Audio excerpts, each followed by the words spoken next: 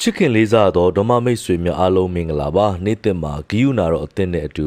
ဘုရားသခင်ရဲ့ဖွင့်ပြခြင်းအသစ်ကိုခံယူဖို့ပြင်ဆင်ပေးတဲ့ဘုရားရှင်နာမသား၍ဘုန်းကြီးပါစေ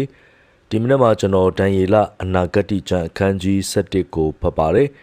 ဘယ်အပိုင်းကိုခွန်အားယူဖြစ်လဲဆိုရင်အငယ်22ကိုခွန်အားယူဖြစ်ပါတယ်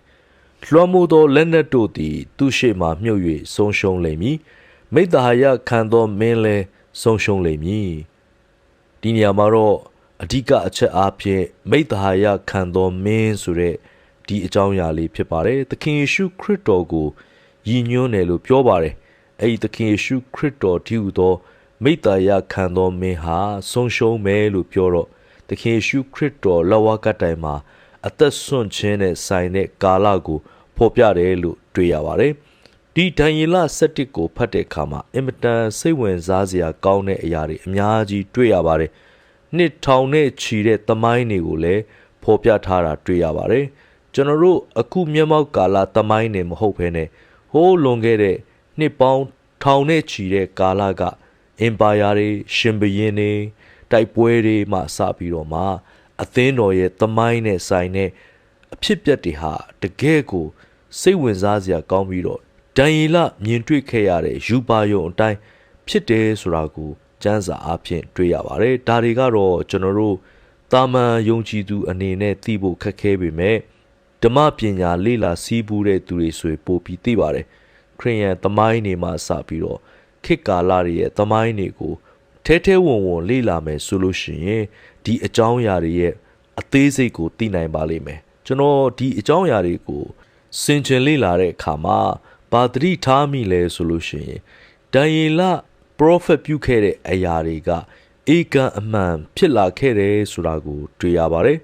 တိုင်းနိုင်ငံတွေနဲ့တိုက်ပွဲတွေအကြောင်းတွေကိုသူကကြိုပြီးတော့မှမြင်တွေ့ခဲ့တာဖြစ်ပါတယ်ဒါရင်မကသေးပါဘူး Roman Catholic အသင်းတော်နဲ့ဆိုင်တဲ့အကြောင်းအရာတွေကိုလည်းကြိုတင်ပရောဖက်ပြုချက်ထဲမှာတွေ့ရတယ်လို့ဒီလိုနားလည်ရပါတယ်ဒါတွေကလည်းကျမ်းတက်ဆရာတွေကသမိုင်းတွေရာဇဝင်တွေနဲ့လှန်လောရှာဖွေလို့ဒါတွေတိုက်ဆိုင်ကြည့်ပြီးတော့မှဘာကိုဆိုလိုတာလဲဆိုတာကိုသိရတာဖြစ်ပါတယ်ကိုယ့်ဟာနဲ့ကိုယ်ဖတ်ကြည့်ရင်တော့တော်တော်ကိုနားလည်ရခက်တဲ့အကြောင်းအရာတွေစကားလုံးတွေဖြစ်ပါတယ်ဒါကြောင့်ချစ်တော်မိဘကြီးကိုမောင်မတို့ကျမ်းစာရဲ့အနာဂတ်ကျမ်းတွေကိုနားလည်ခြင်းရင်တော့ကျမ်းစာကြောင်းတွေတွားတက်တင်တယ်လို့ကျွန်တော်ဒီလိုပဲအကြံပေးချင်ပါတယ်ကျမ်းကိုကျမ်းကားတွေအပြင်အနက်ဖွင့်ကျမ်းတွေသမိုင်းအထောက်အထားတွေဒါတွေအများကြီးကိုလေ့လာပြီးမှသာလျှင်ဘာကိုဆိုလိုတာလဲဆိုတာကိုသိနိုင်ပါလိမ့်မယ်ကျွန်တော်လည်းဒီဒံယေလအနာဂတ်ကျမ်းကိုဖတ်ရင်းနဲ့မှပိုသိကျင်တာနဲ့ရှာဖွေလေ့လာမိတာပဲဖြစ်ပါတယ်ဒါတော့မှအများကြီးကျွန်တော်လက်လန်းမမိသေးပါဘူးသို့တော်ဒီအထဲမှာမှခွန်အားယူမိတဲ့အကြောင်းအရာလေးကဒံယေလပရောဖက်ပြုတဲ့အတိုင်းတကယ်ပဲဖြစ်လာခဲ့တယ်တက္ကရာတေခုနှစ်တေတိုင်းနိုင်ငံတွေမှစပြီးတော့မှသခင်ယေရှုခရစ်တော်နဲ့ပတ်သက်တဲ့အကြောင်းတောင်မှပါတယ်ဆိုတာကိုတွေ့ရပါတယ်သခင်ယေရှုခရစ်တော်ရဲ့အသေးခံခြင်းအသက်ဆွန့်ခြင်းကိုပင်လည်းဖော်ပြထားတယ်လို့ကျွန်တော်ဒီလိုနားလည်မိပါတယ်ချစ်တော်မိဘကြီးကိုမောင်နှမတို့ဘုရားသခင်ကခေတ်ကာလတွေဘလောက်ပဲပြောင်းလဲတိုင်းနိုင်ငံတွေအင်ပါယာတွေဘလို့ပဲရှိခဲ့သူ့ရဲ့လူမျိုးတော်နဲ့သူ့ရဲ့ဂတိတော်ကိုအမြဲတမ်းစောင့်ရှောက်ပြီးတော့မှဒီအခြေအနေတွေထဲကနေပြီးတော့ဘုရားကအလုပ်လုပ်နေတယ်ဆိုတာကိုတွေ့ရပါတယ်ချစ်တော်မိဘညီကိုမောင်နှမတို့ဒံယေလအားဖြင့်ဘုရားသခင်ကဒီတိုင်းနိုင်ငံတွေအကြောင်းတွေနဲ့အဖြစ်ပြက်တွေကိုဘာဖြစ်လို့ကြိုပြီးတော့ဖော်ပြရသလဲဆိုတာကိုကြည့်တဲ့အခါမှာသူ့ရဲ့မဟာအကြံစီတော်နဲ့စီမံကိန်းအတွက်ကြောင့်သာဖြစ်တယ်လို့ဒီလိုနားလည်မိပါတယ်တကယ်ကိုမြေကြီးပေါ်မှာတိုက်ပွဲကြီးတွေဆင်နွှဲခဲ့ကြသလိုအင်ပါယာကြီးတွေလည်းပေါ်လိုက်ပျောက်လိုက်အမျိုးမျိုးထွေဖြစ်ခဲ့ပေမဲ့ဘုရားသခင်ရဲ့မဟာအကြံစီတော်နဲ့စီမံကိန်းကတော့ဒီနေ့အချိန်အထိတောင်မှဆက်လက်တည်ရှိနေတာကအံ့ဩဖွယ်ရာပဲဖြစ်ပါတယ်တချို့တိုင်းနိုင်ငံတွေဆိုရင်မရှိတော့ဘူးတချို့လူမျိုးတွေဆိုရင်ကွယ်ပြောက်သွားပြီဘာသာစကားတွေကွယ်ပြောက်သွားပြီဒါပေမဲ့ဘုရားသခင်ရဲ့အကြံစီကမပြောက်သေးဘူးသူ့ရဲ့လူမျိုးတော်တွေမပြောက်သေးဘူးယေရုရှလင်မြို့တော်ဟာလည်းမပြောက်သေးဘူးသခင်ယေရှုခရစ်တော်နဲ့ပတ်သက်တဲ့အရာတွေလည်းမပြောက်သေးဘူးဒါတွေကဘုရားသခင်ကလူသားတွေပေါ်မှာထားတဲ့ မြစ်တာနဲ့သူ့ရဲ့ဂတိစကားတွေပဲဖြစ်တယ်လို့နားလည်သိရှိရပါတယ်အကယ်၍များသာဒီတမိုင်းကြောင်းတွေနဲ့အတူ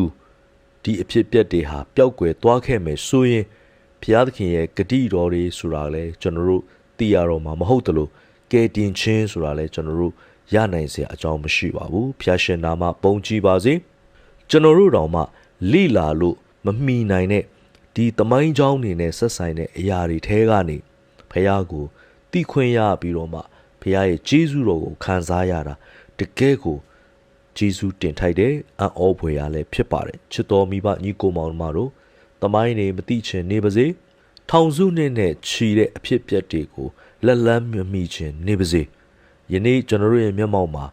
ဧဝံဂေလိသတင်းစကားနဲ့ဘုရားသခင်ရဲ့မြတ်တာတော်အကြောင်းကိုကြားနေရတာကျေးဇူးတော်ပဲဖြစ်ပါတယ်ဘုရားရှင်နာမတာ၍ပုံကြည်ပါစေဆုတောင်းကြပါစို့ကောင်းမြတ်သောဘုရားကိုရောကိုကျေးဇူးတင်ပါတယ်နက်နဲခက်ခဲတဲ့ဖွင့်ပြချက်တွေကိုသိရလို့ကျေးဇူးတင်တယ်